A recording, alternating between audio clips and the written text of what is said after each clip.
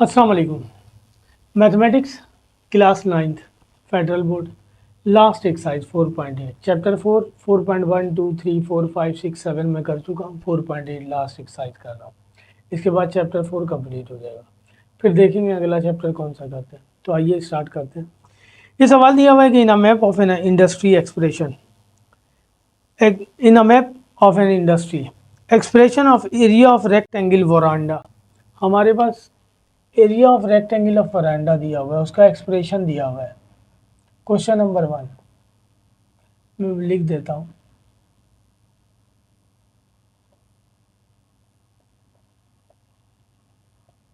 Area of rectangle veranda.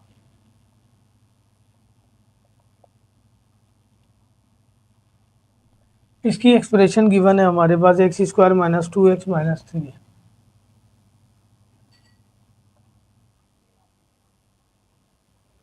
Metre square.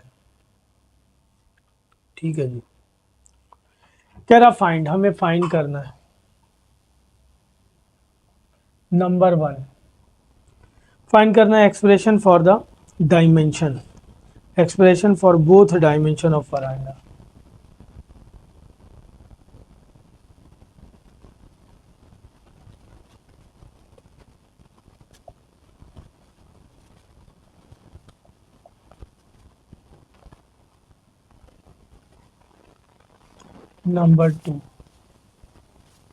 Number 2 में कह रहा है कि एक्सप्रेशन फॉर पैरामीटर ऑफ वरांडा।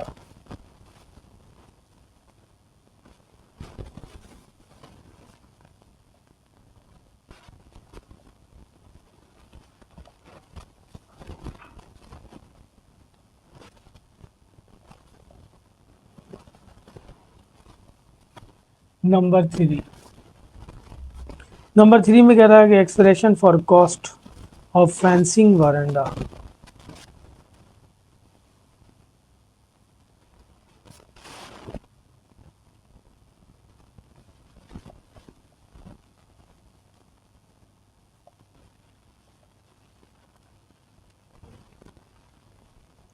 और रेस दिया हुआ है, रेस 200 पर मीटर।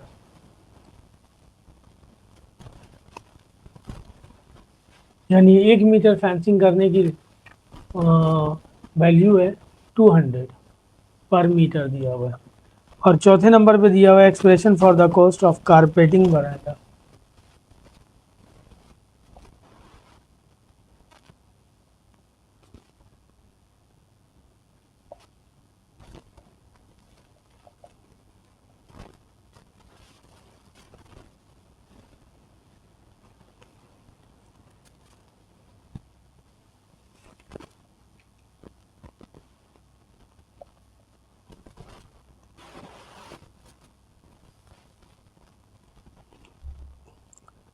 वरांडा फ्लोर रेस दिया हुआ है 250 पर मीटर। अब हमने सबकी एक्सप्रेशन निकाली। सबसे पहले हम डायमेंशन निकाल लें। डायमेंशन रेक्टेंगल की डायमेंशन से मुराद ये है कि उसकी लेंथ निकालनी है और विड्थ निकालनी है। एरिया दिया हुआ है, हमें पता है एरिया ऑफ रेक्टेंगल इक्वल होता है, पहले मैं लिख दूं length into width. Part number A solve कर रहा हूँ 1।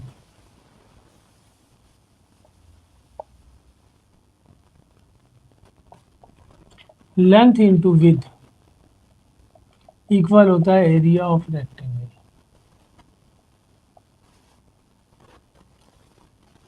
एरिया ऑफ रेक्टेंगल दिया हुआ है, लेंथ को एल से रिप्रेजेंट कर लें, विड्थ को डब्ल्यू से रिप्रेजेंट कर लें। एरिया ऑफ रेक्टेंगल दिया हुआ है X square minus 2x minus.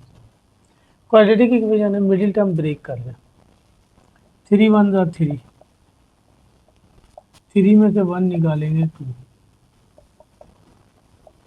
Minus 3x minus minus plus 1x से मल्टीप्लाई होगा x। इन दोनों में से x कॉमन आ रहा, बच जाएगा x माइनस 3। 1 कॉमन ले लें, कुछ कॉमन नहीं आ रहा, 1 ले लें।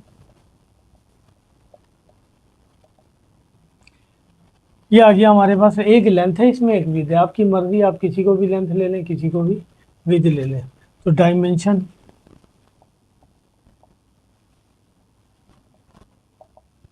आ गया हमारे पास, लेंथ x माइनस 3 मीटर और विद x प्लस 1 मीटर। ये आंसर। पार्ट 2 में कह रहा है एक्सप्रेशन फॉर पैरामीटर ऑफ वरांडा। हमने एक्सप्रेशन निकालना है पैरामीटर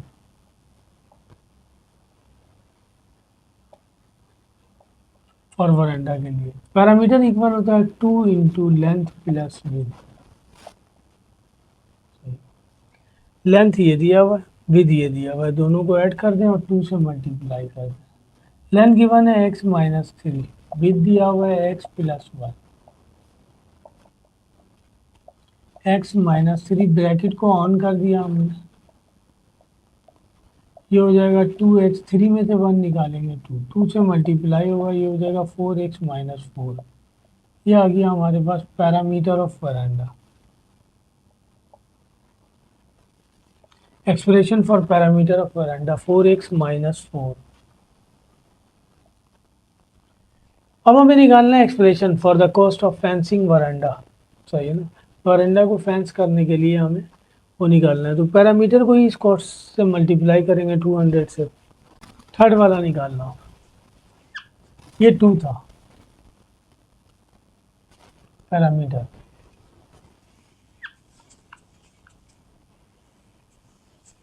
अच्छा, पैरामीटर आ गया हमारे पास, यहाँ लिख देता हूँ 4x माइनस 4 आया। तो थर्ड वाला expression for the cost of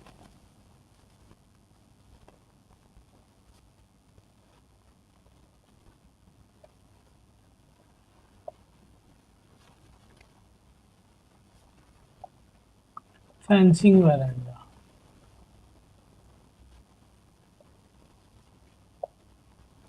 तो ये आ जाएगा parameter multiply by cost. Parameter की वैल्यू आ गई 4x माइनस 4 और कॉस्ट दिया हुआ है 200। तो इसकी वैल्यू आ जाएगी हमारे पास, आप चाहें तो इसे मल्टीप्लाई कर दें, ये आ जाएगा 800x माइनस 800। तो वरांडा को फेंसिंग करने का कॉस्ट ये आएगा 800x माइनस 800। एक्स की वैल्यू आ जाएगी तो ओरिजिनल वैल्यू आ जाएगी इसकी। अब हमारे पास कह रहा है कि expression for the cost of carpeting veranda floor. Veranda के फ्लोर को हम कारपेट करने के लिए एक्सप्रेशन हमने बताना है। वरांडा फ्लोर कह रहा वो स्क्वायर शेप में, तो यहाँ लिखना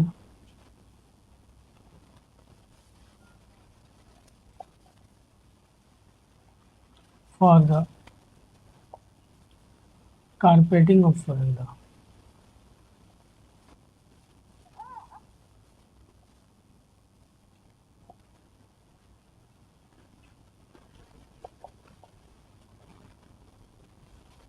वरांडा फ्लोर, ये इक्वल हो जाएगा area of rectangle multiply by cost. Area of rectangle पहले ही दिया हुआ है हमारे पास, x square minus 2x minus 3 और कॉस्ट है 250। तो ये आ जाएगा 250, चाहे तो मल्टीप्लाई कर दें, चाहे तो एज इट इज रहने दें, ये कॉस्ट आ गई उसकी। कारपेटिंग वरांडा फ्लोर को कारपेट करने की कॉस्ट आ गई। और ये जो है ना हमारे पास, हाँ, वरांडा को फेंस करने की कॉस्ट आ गई। ये फ्लोर को जो है ना एरिया ऑफ फ्लोर, यानी expression for the carpeting of veranda floor को, तो जब फ्लोर कहेगा तो हम एरिया लेंगे, और जब वो हमें वरांडा कहेगा सिर्फ तो हम फिर पैरामीटर लेंगे, उसको जो है ना कारपेटिंग करने की वैल्यू बताएंगे। ये क्वेश्चन नंबर 1 है। क्वेश्चन नंबर 2 में कह रहा है कि area of square shaped surface of a machine is given by expression. यानी हमारे पास एक मशीन है जो स्क्वायर शेप में है, शेप्ड में है, उसका एरिया दिया हुआ है। Question number 2,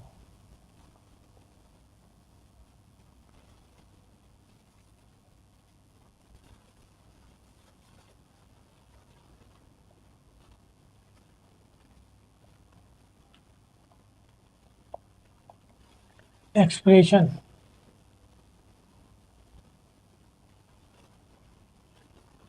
of area of square shaped machine. Expression दिया हुआ हमारे पास 25x² minus 30x plus 9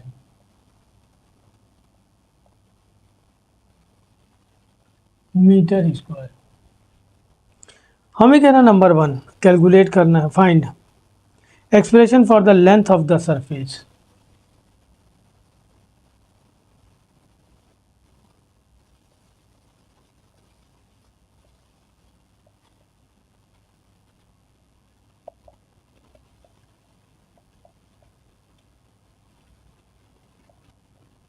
Number 2 expression for the boundary of the surface।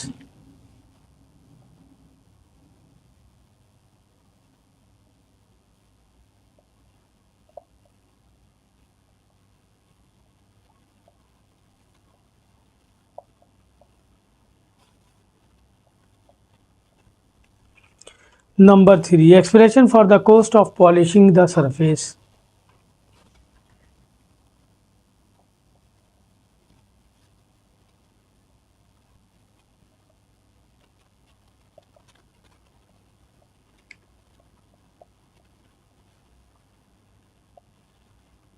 polishing the surface of machine।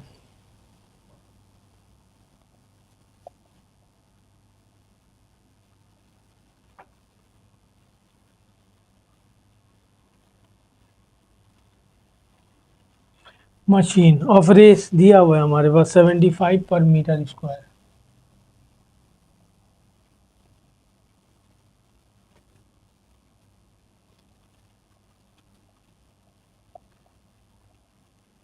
यानी 1 मीटर स्क्वायर का एरिया पॉलिश करने का रेट दिया हुआ है हमारे पास 75। और आगे कह रहा है expression for the edging around 2 sides of a machine surface, यानी parameter.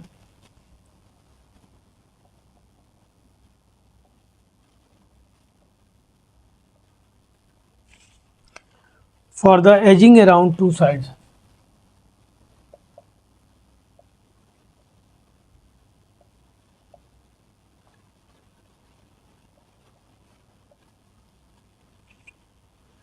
of machine surface।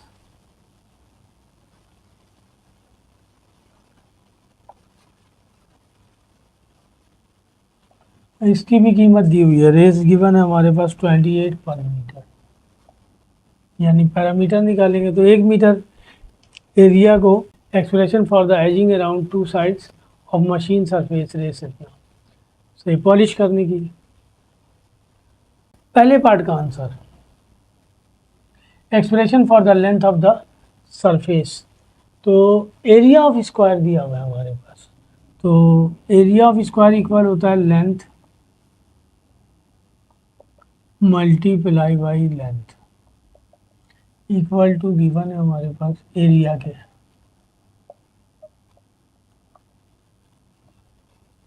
Length को हम एल से रिप्रेजेंट कर लें, ये भी एल हो गया। एरिया ऑफ स्क्वायर दिया हुआ है 25x² माइनस 30x प्लस 9, ये हो जाएगा एल स्क्वायर। ये 3 टर्म वाले क्वेश्चन हो गए, वही मिडिल टर्म ब्रेक करेंगे या फर्स्ट और लास्ट वैल्यू का कंप्लीट स्क्वायर हो रहा है, कंप्लीट स्क्वायर फार्मूला यूज कर लें। 2 ए की जगह 5x, बी की जगह 3, 2 5 10, 3 30 आ गया हमारे पास। एल निकालेंगे तो ये रूट में आ जाएगा।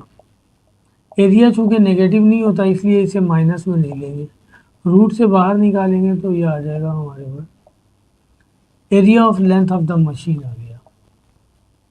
सही है, area of the length of the machine आ गया, लेंथ ऑफ द मशीन आ गया, क्योंकि एरिया दिया हुआ था, लेंथ निकालना था, लेंथ निकाल गया। डायमेंशन भी कहलाएगा ये। Expression for the boundary of the surface, अब हमने बाउंड्री ऑफ द सरफेस की एक्सप्रेशन निकालनी है, ये हमारे पास पैरामीटर है। सही है, दूसरा पार्ट एक्सप्रेशन फॉर द, यानी दूसरे माने में पैरामीटर ही निकालना है इसमें भी। पैरामीटर ऑफ स्क्वायर इक्वल होता है 4l के, पैरामीटर 4, एल की वैल्यू आ गई 5x माइनस 3, इसको मल्टीप्लाई कर लें, 5 4 ज़ा 20x, 4 5 ज़ा 20, 4 3 ज़ा 12, ये आ गया expression for the boundary of the surface, सही है ना, यानी पैरामीटर। तो एरिया भी आ गया, पैरामीटर भी आ गया। एरिया की वैल्यू ये आई है और पैरामीटर की वैल्यू ये आई है। मेरे पास स्पेस नहीं है, मैं मिटा रहा हूँ, ये दोनों पार्ट भी हमें कैलकुलेट करने हैं। तो मैं यहाँ अलग से लिख लूँ, एरिया ये आया 5x-3, सॉरी लेंथ ये आया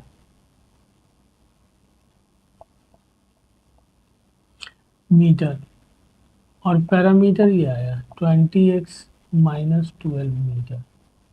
ठीक है जी। तो आइए करते हैं थर्ड पार्ट, पार्ट नंबर 3।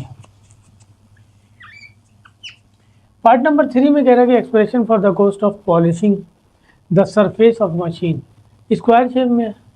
तो एक्सप्रेशन हमने निकालना है पार्ट नंबर 3 का, सही है। तो for the cost of polishing of the machine,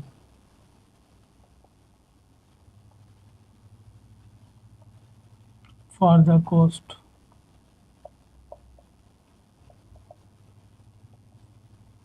polishing the surface of machine,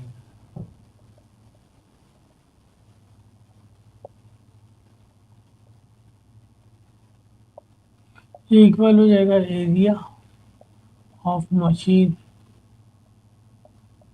multiply by cost. Area पहले ही दिया हुआ है हमारे पास 25x² - 30x + 9 multiply by cost दिया हुआ है 75। अब चाहें तो मल्टीप्लाई कर दें या इसी फॉर्म में लिख दें। ठीक है जी, ये कॉस्ट आ गया, ये आंसर हुआ। इसके बाद कह रहा है expression for the edge around two sides of machine surface, सही है ना, two side of machine surface. चौथा,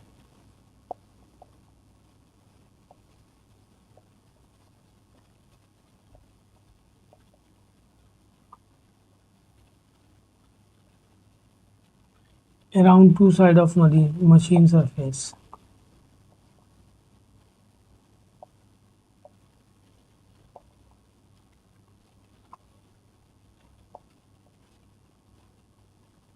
कॉस्ट निकालनी है इसकी। टू साइड कह रहा तो L plus L, length plus L, 2l हो जाएगा। लेंथ हमने निकाल लिया है पहले, 5x-3, तो ये हो जाएगा 10x-6। ठीक है, और चूंकि हमें कॉस्ट भी निकालनी है तो इसको मल्टीप्लाई कर देंगे हम कॉस्ट से, और कॉस्ट इसकी है 28। यहाँ भी लिख दें 28, यहाँ भी लिख दें 28, ये 28 पहले लिख दें, कॉस्ट आ गई हमारे पास, रेस, ये आंसर हो गया। So an expression for the edge around two sides of the machine surface, cost भी लिख दें, फॉर द कॉस्ट लिख दें, for the cost of edging, expression for the cost of polishing, expression for the edging around two side, expression for the edging around two side of machine surface, सही है, ये भी लिखा जाएगा, cost निकालने की ज़रूरत नहीं है। Expression for the ageing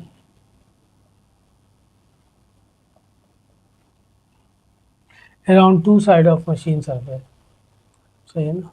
cost यहाँ लिखने आप एंड में कॉस्ट, तो ये कॉस्ट से मल्टीप्लाई कर दिया हमने। टू साइड कह रहा था, दोनों साइडों की लेंथ को जमा कर दिया, पैरामीटर है ये हमारे पास। क्वेश्चन नंबर 2 है ये। Question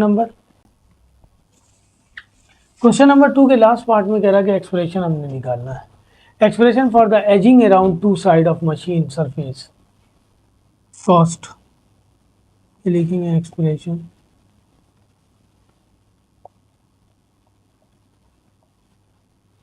around, expression for the edging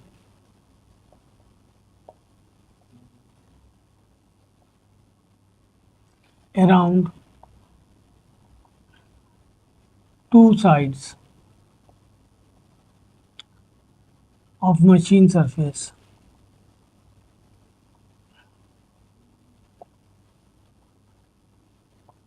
cost. सही है, तो पैरामीटर निकालेंगे two side edging surface L plus L, तो ये हो जाएगा 2l multiply by cost. 2l की वैल्यू दी हुई है हमारे पास लेंथ की 5x माइनस 3, कॉस्ट हमारे पास है 28। 28 को 2 से मल्टीप्लाई कर लें, 2 8 16, 5x माइनस 3, ये रही सर, ये वैल्यू आ गई हमारे पास। दो साइड, दो एज की मशीन सरफेस को पॉलिश करने का जो है ना expression for the edging around two sides of machine surface cost, और आगे पैरामीटर से निकलेगा, दोनों को ऐड करेंगे, एरिया से नहीं निकलेगा, एरिया से ये निकलेगा। यहाँ कह रहा था expression for the cost of polishing the surface of machine, surface of machine जो है वो स्क्वायर शेप में है, तो एरिया से निकलेगा यहाँ पे। ये कह रहा है कि edging two sides. Question number 3 में कह रहा है कि volume of cubical oil tank in an oil refinery is expressed as, तो एक क्यूबिकल ऑयल टैंक का वॉल्यूम दिया हुआ है, volume of cubical oil tank, volume of cubical oil tank, volume given है हमारे पास 1/3 25x³ minus 150x² plus 60x minus 8 metre cubic, ये वॉल्यूम दिया हुआ है क्यूबिकल ऑयल टैंक का। कैलकुलेट क्या करना है, ए में कह रहा है expression for height of oil tank, यानी 1 में,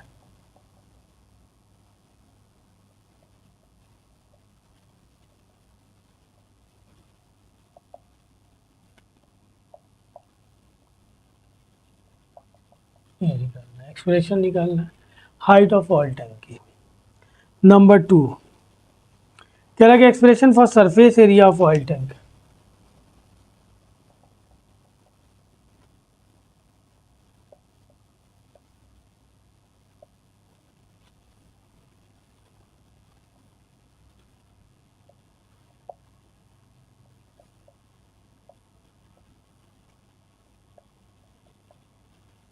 नंबर 3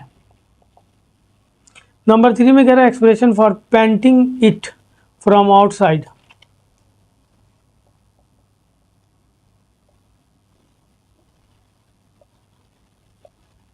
पेंट करना है उस पर,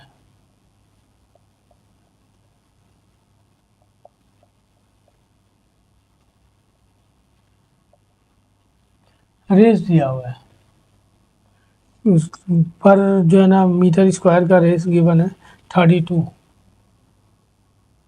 पर मीटर स्क्वायर। ठीक है जी, तो पहले हम एक्सप्रेशन फॉर हाइट निकालें ऑयल टैंक की। Expression for height of oil tank, पहले का आंसर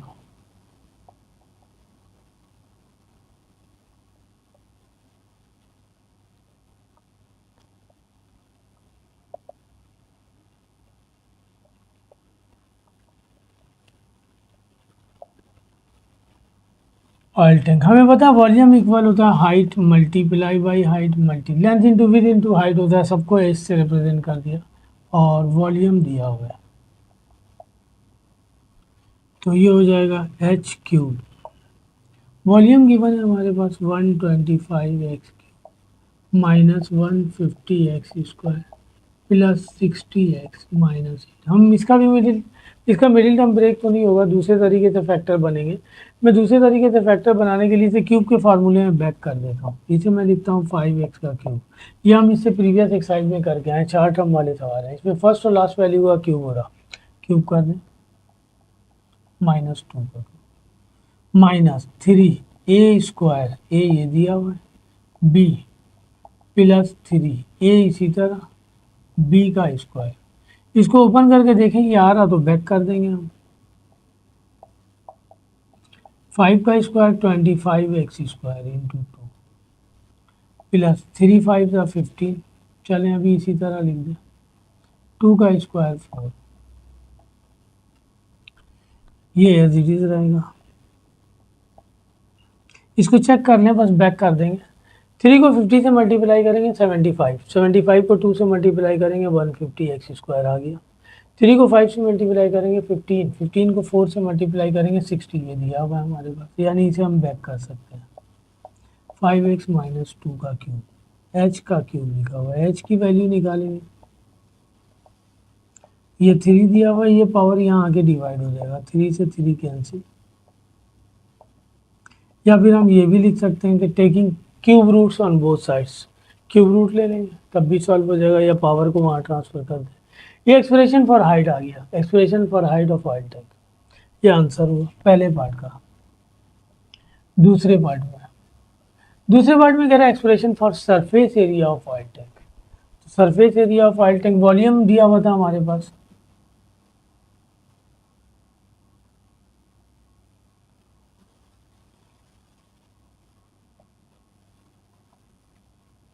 ऑयल टैंक, ये हो जाएगा 6h स्क्वायर, 6h की वैल्यू आ गई 5x माइनस 2 स्क्वायर, ये आ गया हमारे पास surface area of square, expression आ गया उसका। क्वेश्चन नंबर 2 का आंसर होगा। Part number 3, expression for painting it from outside, हम उसे आउटसाइड पेंट करेंगे पर मीटर स्क्वायर, यानी एरिया को 32 दिया हुआ है, पर मीटर स्क्वायर की वैल्यू, कीमत दी हुई है उसकी पर मीटर स्क्वायर की 32। तो देखिए एक्सप्रेशन फॉर पेंटिंग आउटसाइड, तीसरे का answer.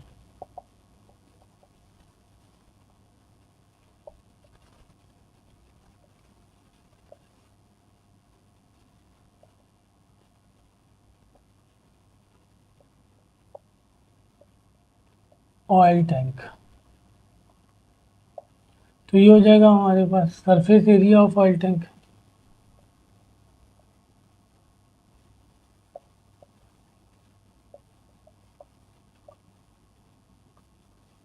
Multiply by cost. Surface area of oil tank आ गया हमारे पास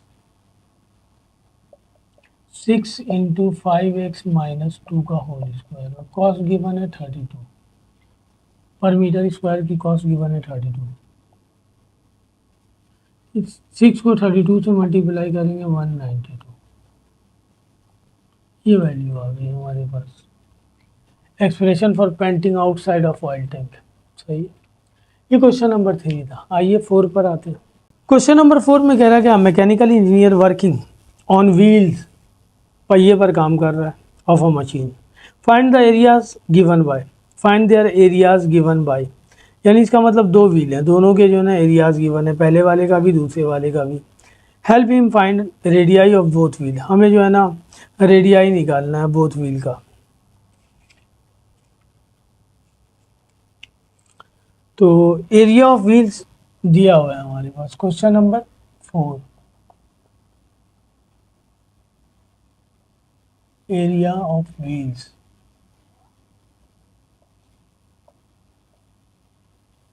दो व्हील है, एक पहला है, उसके एरिया को A1 से रिप्रेजेंट कर दें, उसकी वैल्यू दी हुई है पाई x square minus 6 pi x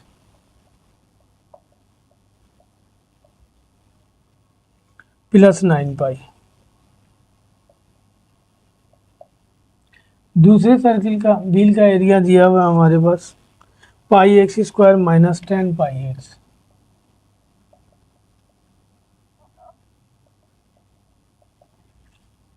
plus 25 पाई। कह रहा फाइंड द रेडियाई, पहले वाले को हम R1 ले लें और दूसरे वाले को हम R2 ले लें। Area of wheel, first wheel लिख दें, गिवन है हमारे पास pi x square minus 6 pi x plus 9 पाई।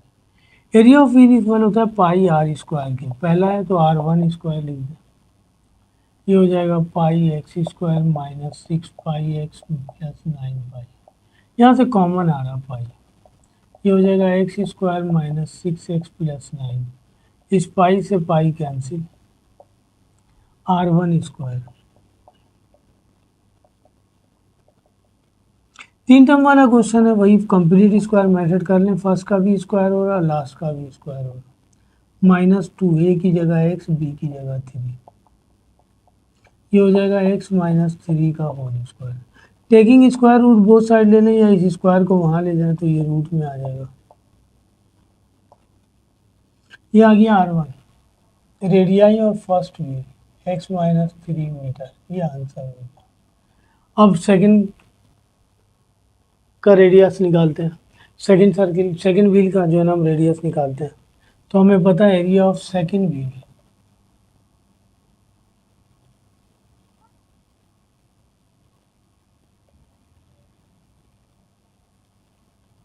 दिया हुआ है हमारे पास, πx² -10πx + 25π। Area of wheel अभी मैं लिख कर आया कि πr², यहाँ सेकंड है तो 2 लिख देते हैं।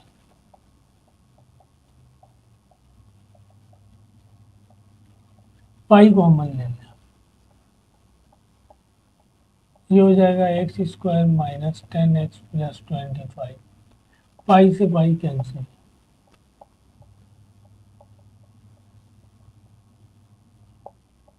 फर्स्ट का होल एक होल स्क्वायर प्लस 5 का फर्स्ट टर्म का होल स्क्वायर, 3 टर्म है ना, मिडिल टर्म ब्रेक करने के बजाय कंप्लीट स्क्वायर मेथड यूज कर रहे हैं क्योंकि फर्स्ट और लास्ट वैल्यू का कंप्लीट स्क्वायर होगा।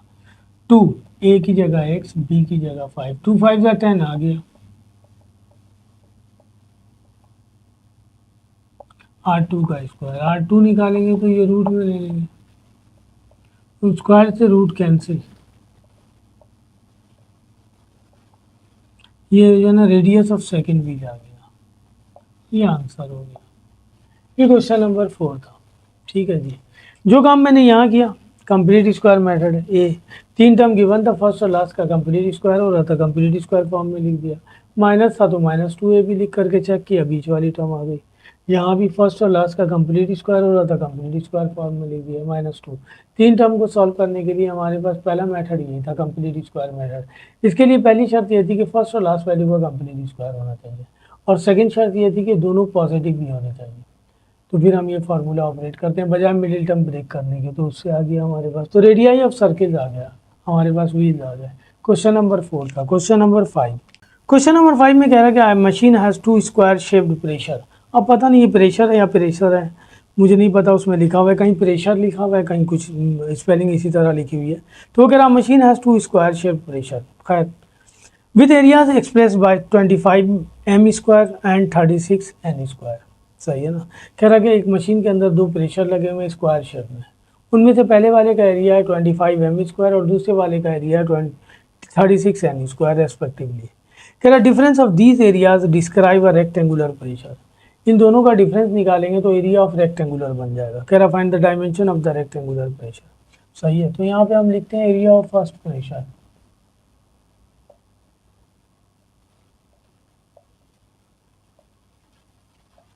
कहीं ये लिखा हुआ है और कहीं यू आर ई लिखा हुआ है यानी प्रेशर। तो पहले प्रेशर का एरिया दिया हुआ है 25 m²। Area of second pressure, इसे हम A1 से रिप्रेजेंट कर लें। एरिया ऑफ सेकंड प्रेशर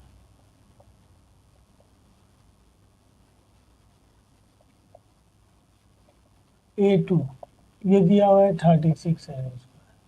हमें तो डायमेंशन निकालने के लिए कह रहा, सही ना। और कंडीशन ये दी हुई है कि इन दोनों का डिफरेंस इक्वल है एरिया ऑफ रेक्टेंगल के, यानी area of rectangle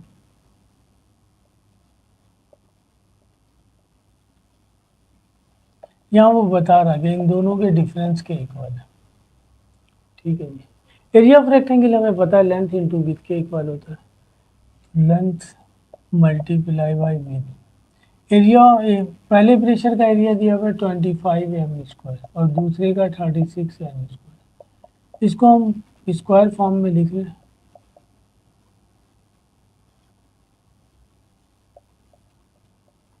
one time इसे प्लस में लिख दें। 2 टर्म है, दोनों के मिड में साइन माइनस है, तो 1 टाइम इसे प्लस में लिख लें और 1 टाइम माइनस में लिख लें, 6n। ये लेंथ इंटू विड्थ आ गया, इसमें से एक लेंथ हो गया एक विड्थ हो गया। डायमेंशन यही तो होता है, यानी डायमेंशन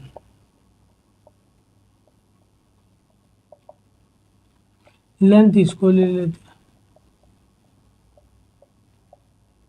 विद इसे ले लेते हैं,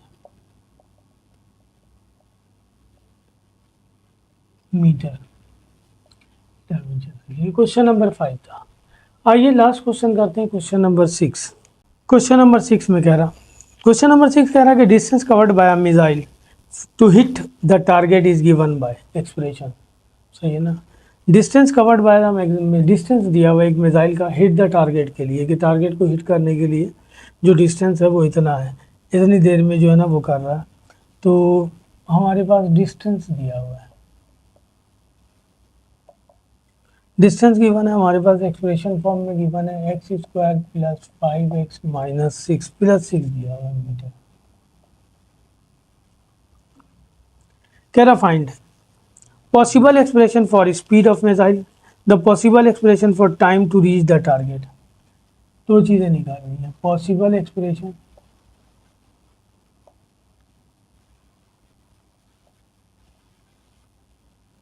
for speed of missile,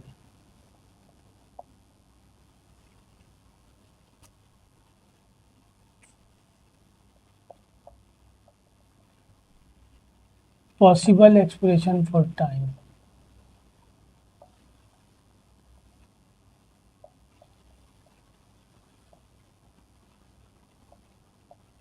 to hit the target.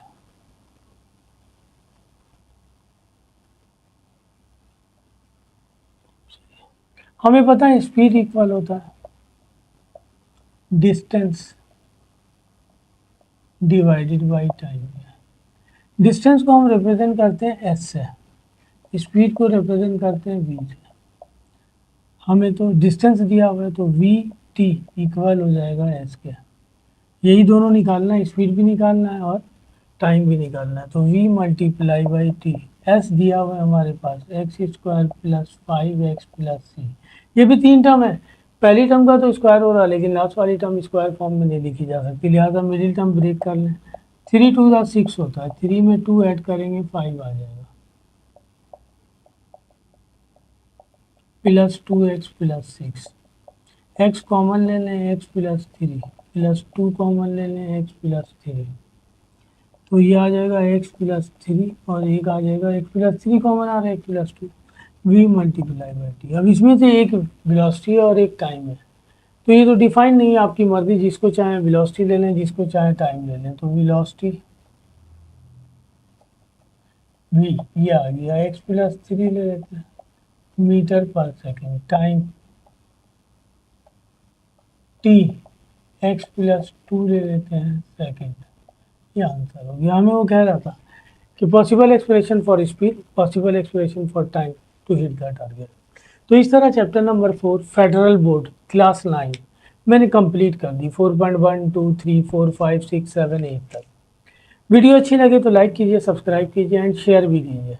अगर व्यूज़ आए तो यकीनन मैं अगले चैप्टर पे जाऊंगा और करूंगा आप लोगों के लिए। ठीक है जी, अच्छा लगे कमेंट्स भी कीजिए। अब जो है ना कमेंट्स में बताइए भी कि अगर ये इसे इस तरह किया जाए या ये प्रॉब्लम है आपको समझने में, तो मैं कोशिश करूँगा कि इसे और बेहतर करूँ। अल्लाह हाफिज़।